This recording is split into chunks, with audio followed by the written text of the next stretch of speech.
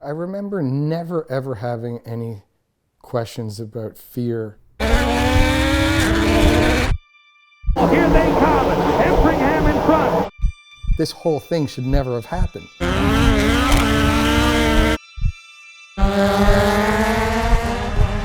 I think I get an adrenaline rush when I have a car on the limit. Dave Empringham, 58 years old, born in Toronto. My mom and dad both worked on our racing team in the early 60s.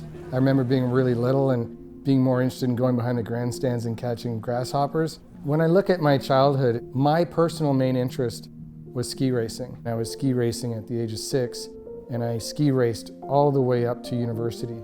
I always had that competitive nature in me. As university's coming to an end, I think every student starts to worry about where they fit into the real world. I remember I graduated with no area of concentration. I had no idea what I really wanted to do. Pivotal biggest change in my life was where my parents asked me, you know, we're trying to think of a nice graduation gift for you. And I said, well, I've always wanted to go to a racing school called the Spinard David Racing School. You know, I had a passion for Formula One. These were like little mini Formula One cars. The first day there, getting into the school, getting fitted in the car, and you're in this little closed cockpit. The school had a scholarship program, and I was fortunate to win that, and I won a free championship into the following year, into 1987, the Spinard David Racing School Championship. That was my very first year racing. I was as green as you could be. I look back, I must have had some natural ability that I didn't really know I had.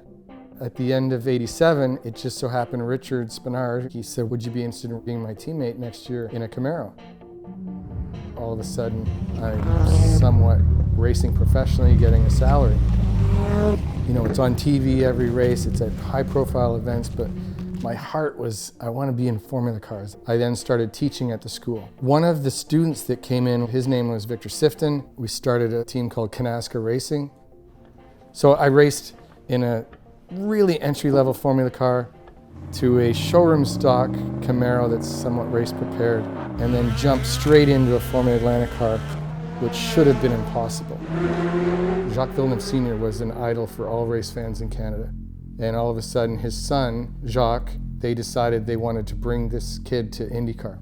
In 1993, Charles Riviere was like the Indy 500 for the Formula Atlantic race. It was a street race. The two players' cars were on the front row. 3 of us went into turn 1 too deep, and we all went into the titles. I don't think it's crucial that you have to lead the first lap to win here. I certainly would like to have a good start and lead from the start, but I'm sure Richie will be tough. The goal here is to win at the end. His first win of the year, and what a remarkable drive it was for David Empringham from last to first. Look at him pounding the steering wheel. Look at the emotion. I don't know why I get emotional. They nicknamed that year David against Goliath because I won the championship in '93. I win the championship again in '94. I'm still sort of starting to get labeled as Mr. Consistency. Again, back-to-back champion. I'm getting a lot of accolades, but I'm not moving up. So when I went into '95, I'm now like a veteran of Formula Atlantic. My goal was, I need to show them I'm not Mr. Consistency, I need to win races. I won 6 out of the 12 races in '95. The players' organization started a driver development program, and they needed to fill 2 seats for that, and they chose me out of Formula Atlantic. As I raced against Jacques in '93, you can imagine I always wished I was part of that group. And my very first year in Indy Lights, I remember winning the first 3 races. Well, definitely the main focus for this year is to win the Indy Lights Championship. Winning the championship in my very first year as a rookie, Rookie of the Year and champion in '96, far exceeded what I thought would happen.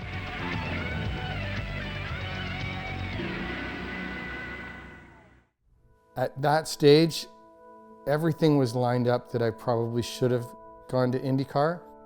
Frustrations start to be felt. It's just sort of, you know, what's it going to take to move up? All the way along here, I'm fighting the age problem. I think if I had been 23 when I won my first Atlantic Championship, I probably would have moved up right away. I was 32 maybe at the time, and so I had to do another year in 1997. It was my last year racing a Formula car. I kind of filled a lot of the next 10 years through sports car racing. One of the highlights of my sports car career is winning the Daytona 24-hour race.